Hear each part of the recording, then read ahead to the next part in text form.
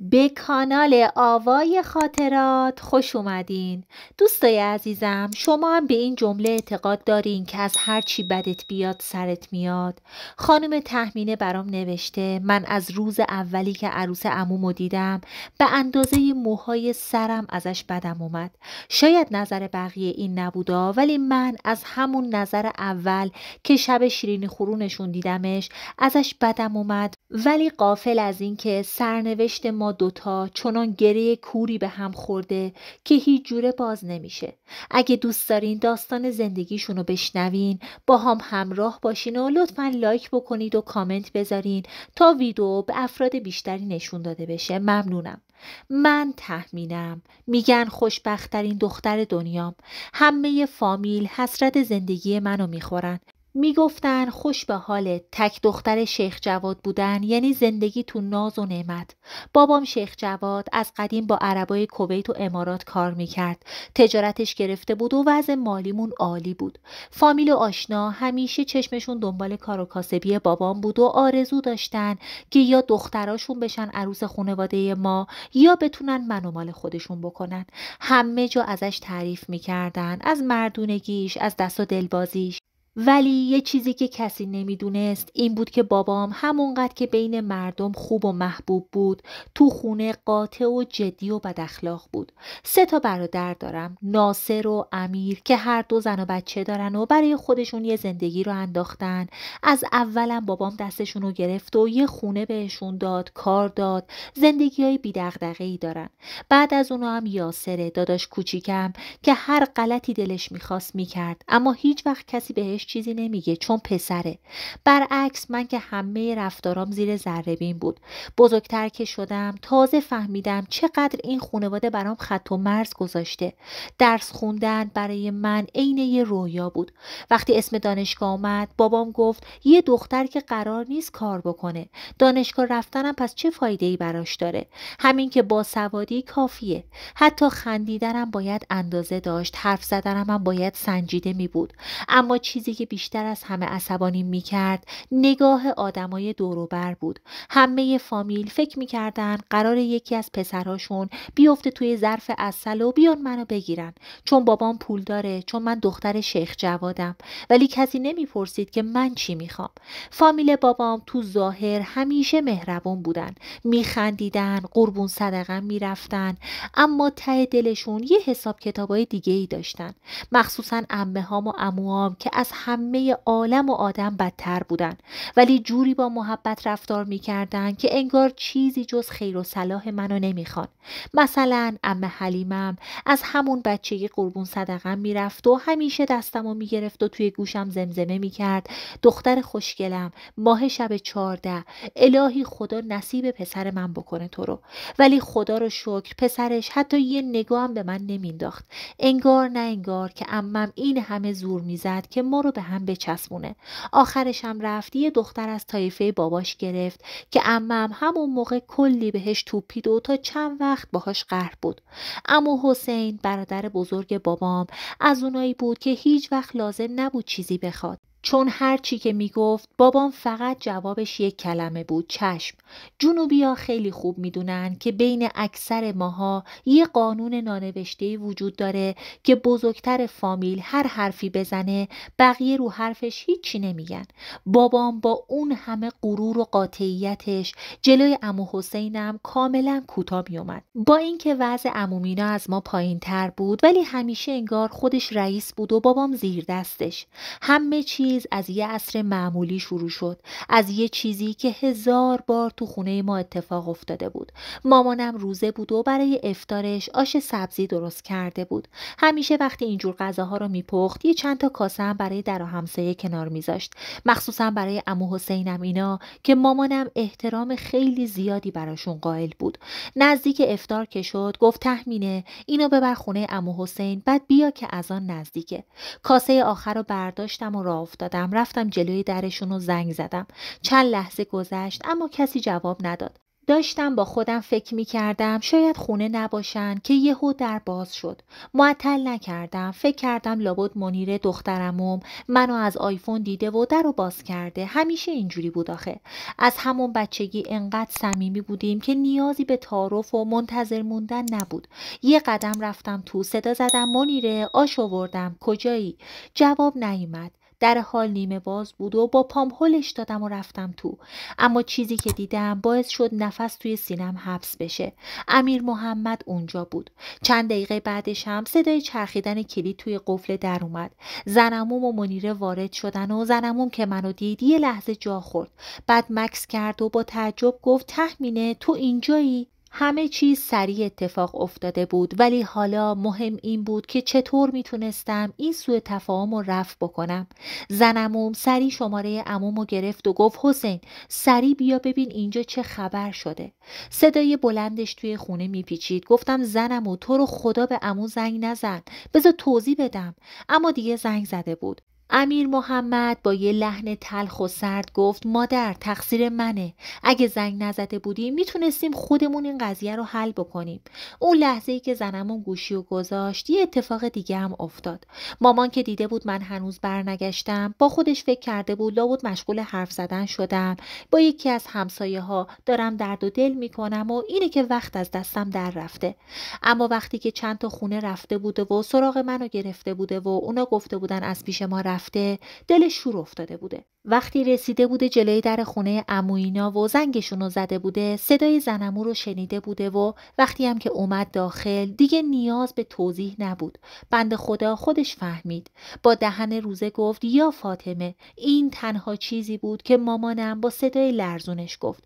میدونین ما جنوبیا اینجور مواقع فقط 2 تا راه حل داریم. یا کار بالا میگیره و یه دعوای طایفه‌ای میشه، یا اگه خیلی رو در بایسی داشته باشیم دختر و پسر رو عقد هم میکنیم که آبرو حفظ بشه. برای من مورد دوم اتفاق افتاد. چون بابام از عموم حساب می برد و فقط برادرش نبود، اختیاردارش بود.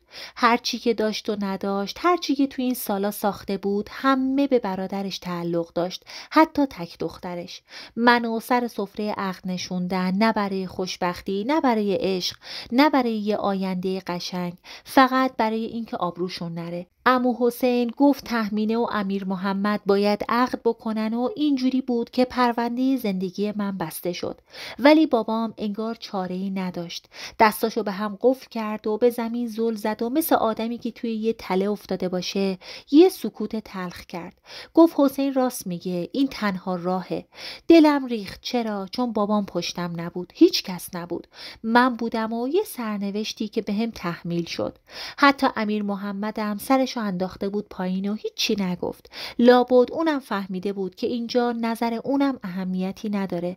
من تو شرایطی که هیچ وقت فکرشم نمی کردم شدم عروس عموم. حقیقتشو بخوام بگم من از امیر محمد بدم نمی اومد، هیچ وقت بدم نیامده بود، حتی دوستشم داشتم، ولی دلم یه ازدواج با احترام میخواست، نه اینجوری. پیش بابام سرفکنده شدم، اونو پیش مردم سرفکنده کردم، پیش برادرام خار و ذلیل شدم. زن داداشای بدذاتمم که دیگه از نیش و کنایه و متلک انداختن هیچی کم نذاشتن. بهم گفتن ماشاءالله چه عروسی با عزت و احترامی، چقدر با احترام نشستی سر سفره عقد، ماشاءالله. بدتر از همه عروس عموی چندش و مزخرفم بود که حالا شده بود جاریم. چشای ریز و رندش همیشه دنبال فرصتی بود که بهم نیش بزنه. یه بار وقتی همه توی آشپزخونه بودن و حرف می زدن، کنارم اومد و با لبخند زهرماریش گفت تهمینه جون مبارکه، خوب شد عقدت کردن و وگرنه کی می اومد یه دختر بدنامو بگیره. نفسم برید. دلم میخواست یه چیزی بگم، دلم میخواست داد بزنم، ولی فقط خیره شدم توی چشاش. چیزی که توی نگاهش دیدم نه ترحم بود نه دلسوزی، فقط لذت بود. لذت از شکستن من. مامانم از همون روز تا مدت‌ها دلش خون بود. از وقتی این اتفاق افتاد یه غم عمیقی توی نگاش بود. یه بار آه کشید و گفت تهمینه مادر، کاش اون روز نمیگفتم آش ببری، کاش خودم میبردم. اشکاش که ریخت دلم هزار تیکه شد.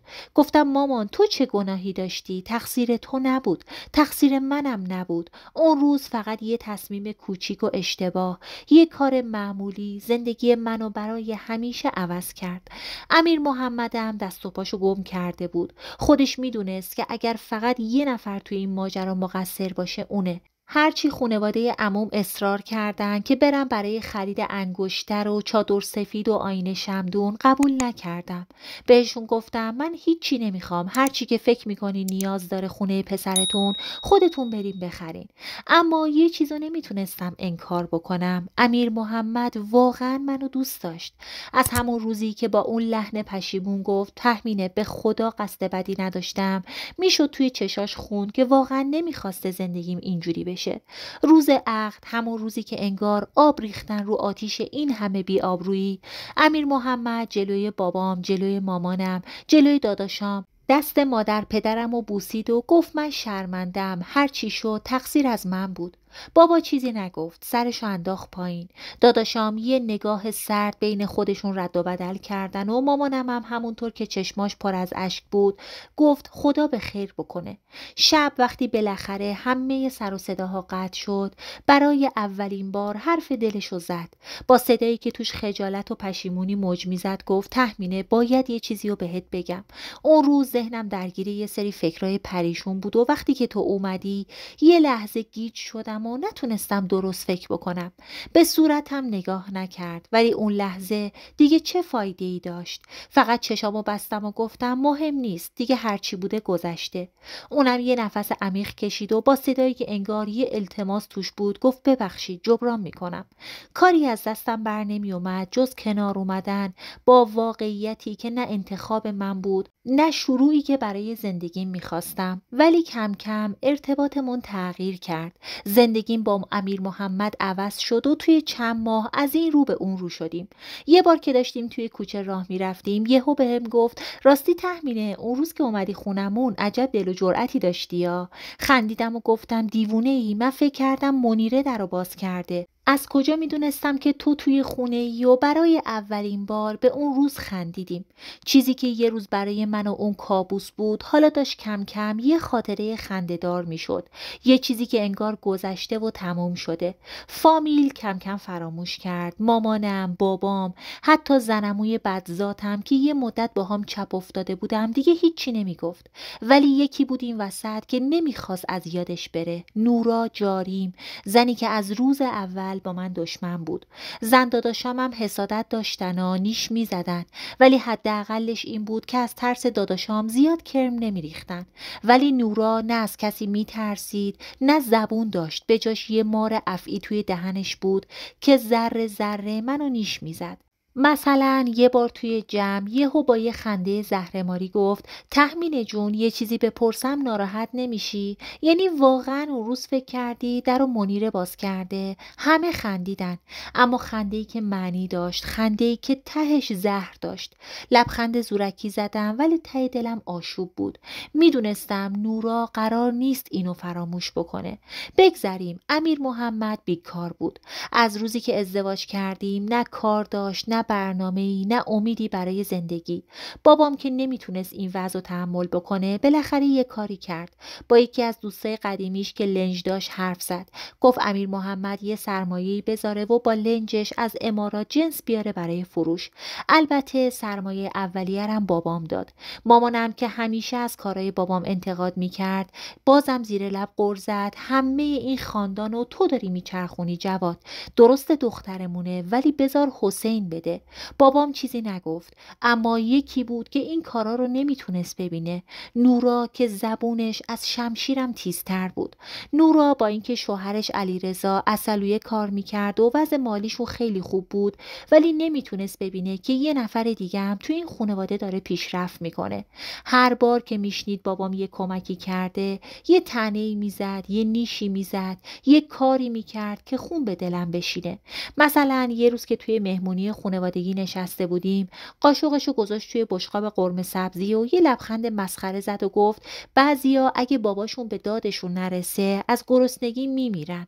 همه نگاه‌ها یهو برگشت سمت من و امیر محمد.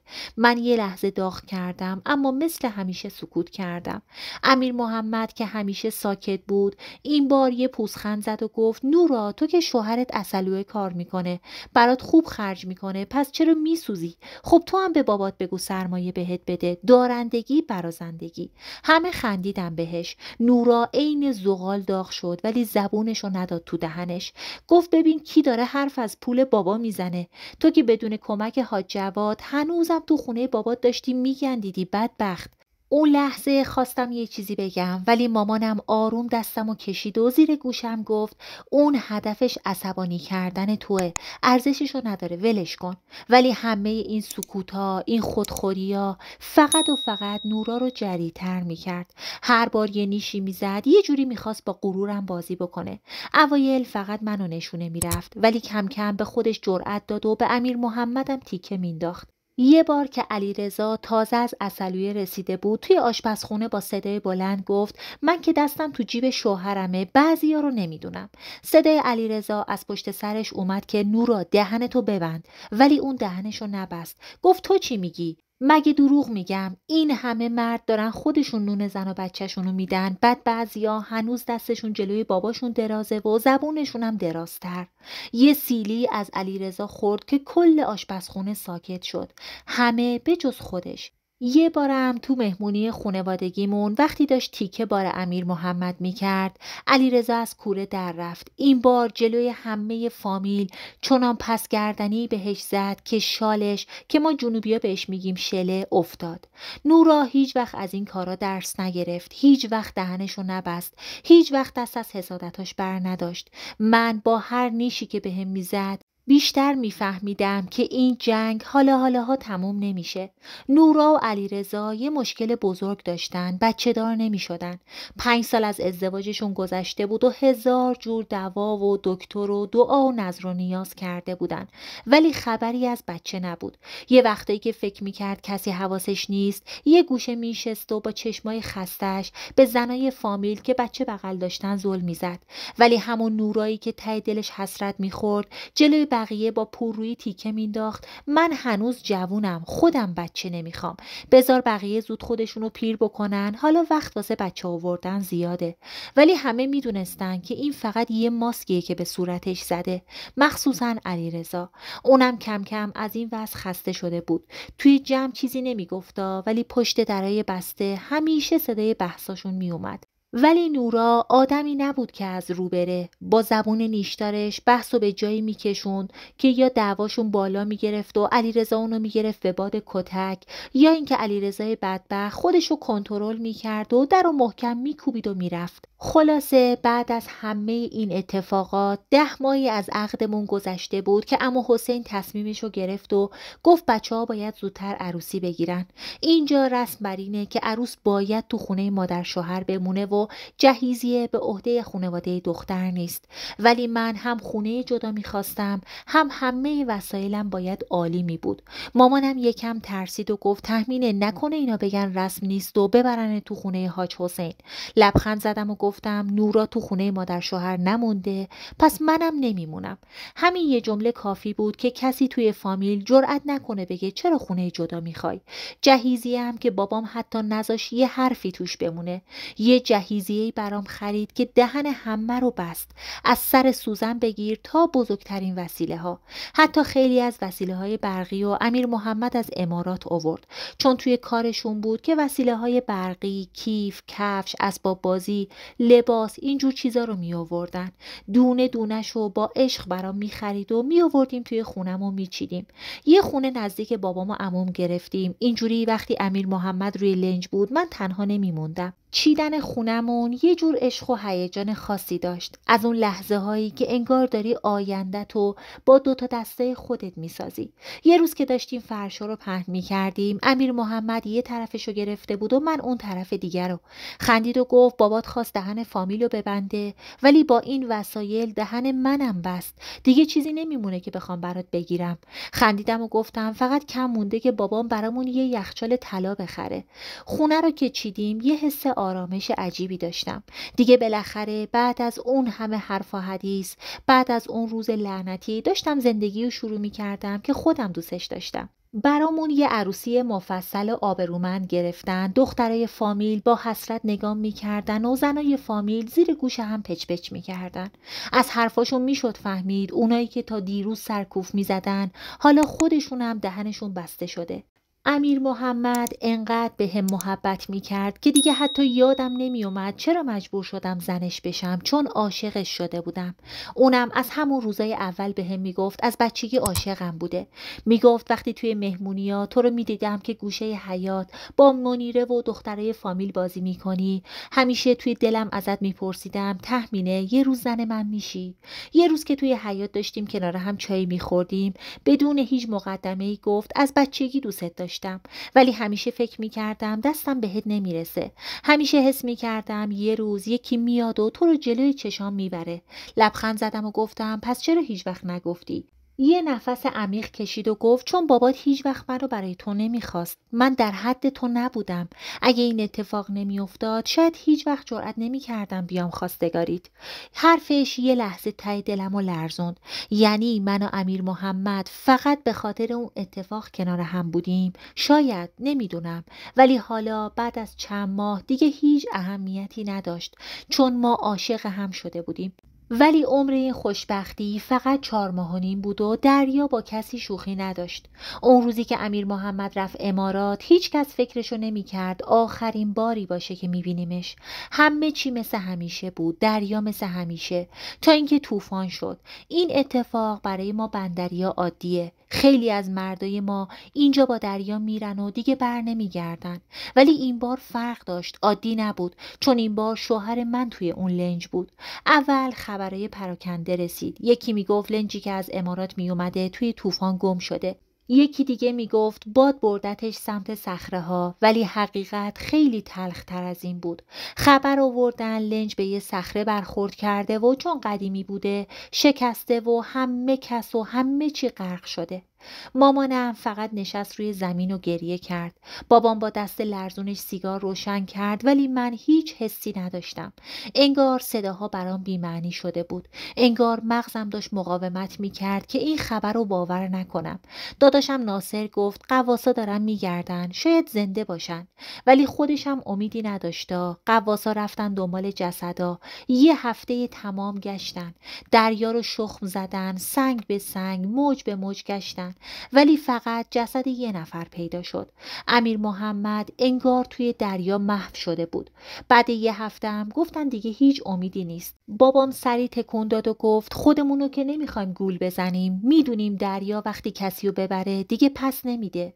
ولی من هنوزم باور نمیکردم. مرگ امیر محمد فقط منو داغدار نکرد، همه خانواده رو شکست. دیگه نبود که شبا کنارم بشینه و از بچگیامون حرف بزنیم. دیگه نبود که به اون افتضاحمون بخندیم. دیگه نبود که شبا لب بندر کنار بوی دریا با هم فلافل بخوریم و بخندیم با هم دیگه. دیگه نبود. بابام شکسته شده بود و پشیمون بود که چرا فرستادش روی لنج. یه شب که فامیل اومده بودن برای فاتحه خونی، بابام گوشه حیاط کنار عمو حسین نشسته بود. هر دو ساکت و زخم خورده داشتن سیگار میکشیدن. بابام با صدایی که از ته چاه میومد گفت من مقصرم حسین. عموم سیگارش رو لای انگشتاش فشار داد و خاکسترش رو ریخت و گفت نگو این حرفو جواد، قسمت بر این بوده. بابام گفت نه، حقیقت همینه. سرش رو گرفت بین دستاشو، گفت اگه اون روز بهش نمیگفتم که بره، اگه این کار لعنتی روی لنجو براش ردیف نمیکردم، الان زنده بود. بعد با همون صدای شکستش یه لبخند تلخی زد و گفت حالا چی؟ حالا تا قیامت باید سرم جلوی تو پایین باشه داداش. بابام حرفی نزد، هیچ کس حرفی نداشت که بگه. از امیر محمد فقط یه قبر خالی و یه سال و نیم خاطره و یه عمر حسرت برام موند. مامان هر باری که میرفتیم سر قبرش دست میکشید روی سنگ سردش و اشک میریخت و میگفت دریا پست نداد مادر، کاش لااقل یه نشونی ازت پیدا میکردیم که دلمون آروم میگرفت. اما همه اینا یه کنار و رسم لعنتی که توی طایفه ما بود یه طرف دیگه. اگه زنی شوهرش از دست میداد باید عقد یکی از برادر شوهراش میشد تا حرف پشت سرش نباشه.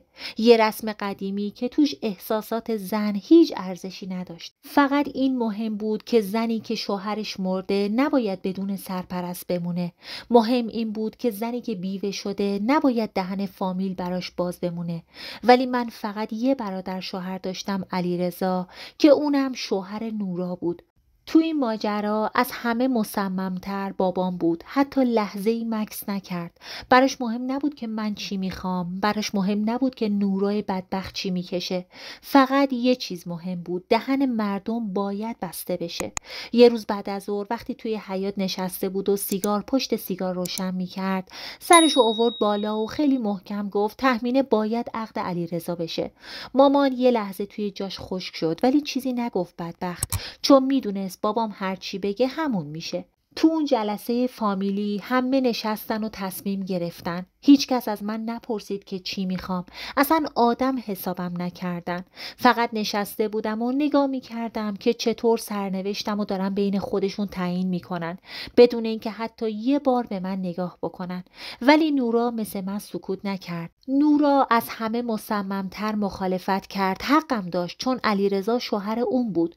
نورا با صورت برافروخته بلند شد و صداش میلرزید ولی محکم گفت یعنی چی؟ این رسم لعنتی تا کی قرار زندگی ماها رو نابود بکنه؟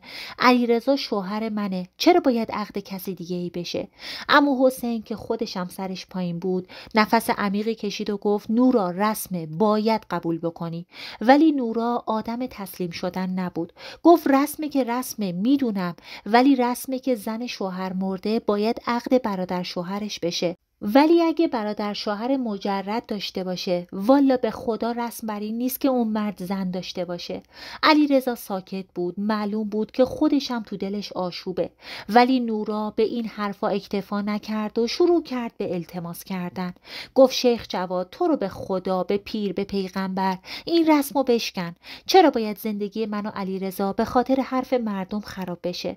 وقتی هم که دید التماسش افاقه نمیکنه شروع کرد به تهدید کردن که اگه این کارو بکنین، اگه تهمینه رو عقد علیرضا بکنین، میرم درخواست طلاق میدم که آبروتون بیشتر از این بره. عموم سرشو بالا گرفت، همون نگاه سنگین و اخم همیشگیش. بعدش هم یه پک عمیق به سیگارش زد و گفت هر کاری دوست داری بکن، ولی این اتفاق میفته چون باید بیفته. نورا انگار خودش هم باور نداشت که کسی ازش نترسیده. این بار همون لحظه فهمید که این بازی رو باخته. بالاخره تو اون جلسه لعنتی بزرگترا تصمیم گرفتن که فقط یه خطبه عقد بخونن بین ما، ولی من تو خونه بابام بمونم. یعنی چی؟ یعنی یه عقد روی کاغذ بدون زندگی مشترک. یعنی یه توافق برای آروم کردن حرف مردم، نه برای ساختن زندگی من. نورا هرچند هنوز دلش پر از آتیش بود، ولی همین که علیرضا رو از دست نداده بود یعنی یه چیزی رو برده بود. اما من چی؟ من حتی اونقدر ارزش نداشتم که کسی نظرمو بپرسه. من فقط یه تیکه از این بازی بودم، مهره‌ای که باید درست سر جاش می نشست تا آبروی خانواده حفظ بشه. بابام این کارو کرد نه فقط برای رسم و سنت، که برای آروم کردن عذاب وجدانش. اون خودشو مقصر مرگ امیر محمد و عذابی که عموم و زنمون میکشیدن میدونست. حالا هم داشت منو قربانی میکرد تا شاید یکم دلش سبک بشه. من شدم دختری که تو خونه باباش زندگی میکرد ولی اسم مرد دیگه‌ای توی شناسنامش بود. زنی که فقط عقد شده بود تا حرف مردم جمع بشه. اما تو واقعیت نه زن علیرضا بودم نه دختر خونه بابام. یه چیزی بین این دوتا، یه برزخ، یه وضعیت بی تعریف که هیچ کس نمیدونست باهام چجوری رفتار بکنه. از ترس رو در رو شدن با نورا طرف خونه عموم نمی رفتم، مگر فقط وقتایی که از منیره خبر می گرفتم و مطمئن می شدم نورا اون طرفا نیست، می رفتم یه سر می زدم. چون تنها جایی که اجازه داشتم برم همون خونه عموم بود. نمی تونستم برم بازار، نمی تونستم جایی مهمونی برم، نه حتی می تونستم کنار دوستان باشم. زن عقلی یه مرد متأهل بودن توی طایفه ما یعنی باید مثل یه سایه زندگی کنی. یه بار که رفتم خونه عمو حسین، علیرضا هم اونجا بود. چشم که بهش افتاد یه آن نگاهش دیگه نگاه قبل نبود. تا قبل از این علیرضا برادر شوهرم بود، ولی حالا روی کاغذ شوهرم بود. کم کم زمزمه هایی شروع شد، زمزمه هایی که توی حرفای خاله زنکی زنا شروع شد و راهشو به جلسه مردا هم باز کرد. زنموم یه شب کنار مامانم نشسته بود و با یه لحنی که انگار همه چی ساده و عادیه گفت نورا که بعد از این همه سال هنوز بچه دار نشده. تخمینم که عقد علیرضاست و خب حلالشه دیگه. مامان سکوت کرد، سرشو پایین انداخت، ولی زنموم ادامه داد ما هم دوست داریم زودتر نوه‌دار بشیم. تخمینه جوونه ولی نورا دیگه سنش بالا رفته. ولی من تصمیم گیرنده نبودم هنوزم. زنموم حرفشو پیش بقیه هم برد. از جمعای کوچیک خانوادگی کم کم به گوش مردای فامیلم رسید. خیلی زود شایعه ها شد واقعیت.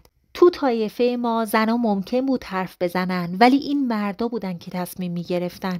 حالا مردای فامیل داشتن تصمیم می گرفتن که من زن واقعی علیرضا بشم.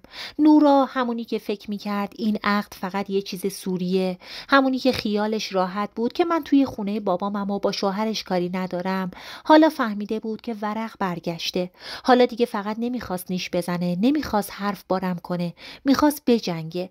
وقتی این ماجرا به گوشش رسید با توپ پر اومد جلوی در خونمون و گفت چی شد تهمینه؟ تا دیروز شوهر من برادر شوهرت بود، حالا قرار شوهر واقعیت بشه؟ مامان سری اومد جلو و گفت نورا خانم اینا تصمیم فامیل و مرداست نه تهمینه. نورا پوزخند زد، یه قدم نزدیکتر شد، صاف توی چشام نگاه کرد و گفت میدونی فرق من و تو چیه تهمینه؟ فرقمون اینه که من شوهرم رو با عشق گرفتم، تو رو مجبور کردن زنش بشی. حالا هم میخوان شوهر منو ازم بگیرن، تو هم دوباره مجبور بکنن که زنش بشی. دیگه هیچی نگفت و راشو کشید و رفت. مامانم فقط ایستاده بود و نفس عمیق میکشید ولی هیچی نمیگفت چون حق داشت واقعا. حقیقت تلخی که نورا گفت مثل پتک خورد تو سرم. دوباره سرنوشت من دست مردایی بود که بدون من برای من تصمیم گرفتن.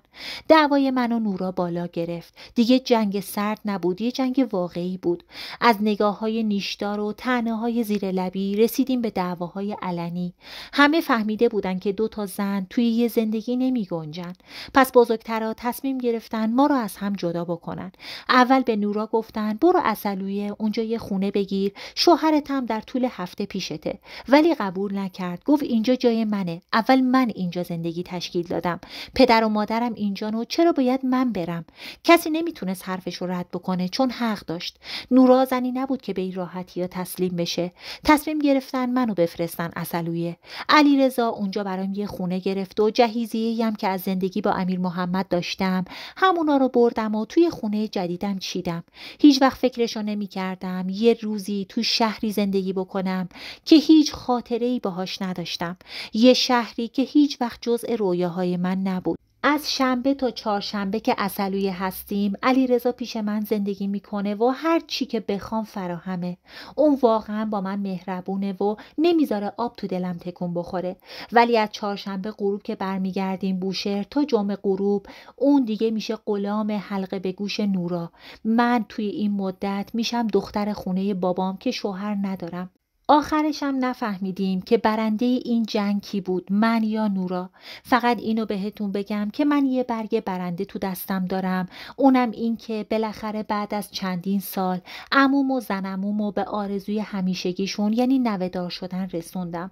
من امیر محمدمو دارم که الان 1 سال و 1 ماهشه. گاهی وقتا نصف شبا وقتی که علیرضا پیشم نیست، وقتی که امیر محمد کوچیکمو توی بغلم میگیرم و موهاشو نوازش میکنم، به این فکر میکنم بالاخره برنده این جنگ کی بود؟ به این که رسم و رسومات تا کی باید زندگی ما زنا رو نابود بکنه. این درسته که یه دختر رو 2 بار قربانی بکنن و حتی 1 بارم نظرشو نپرسن، درسته که یه زن همیشه مجبور باشه بسوزه و بسازه و دم نزنه. حالا شما بگین به نظر شما برنده این جنگ کیه؟ من که شوهرم و نصف نیمه دارم، یا نورا که اوضاعش به مراتب از منم بدتره؟ نمیدونم، شاید هیچ کدوم ما برنده نیستیم. شاید ته این جنگ فقط زنایی مثل ما بازندن و به رسم و رسومای مسخره و طرز فکرای قدیمی میبازن. نظر شما چیه؟ دوستای مهربون و با معرفت آوای خاطرات، خیلی ممنونم که مثل همیشه تا آخر داستان همراهیم کردین. لطفاً اگه از این داستان خوشتون اومد حتما لایک بکنید و اونو برای دوستانتونم ارسال بکنید تا اونم داستانو گوش بدن.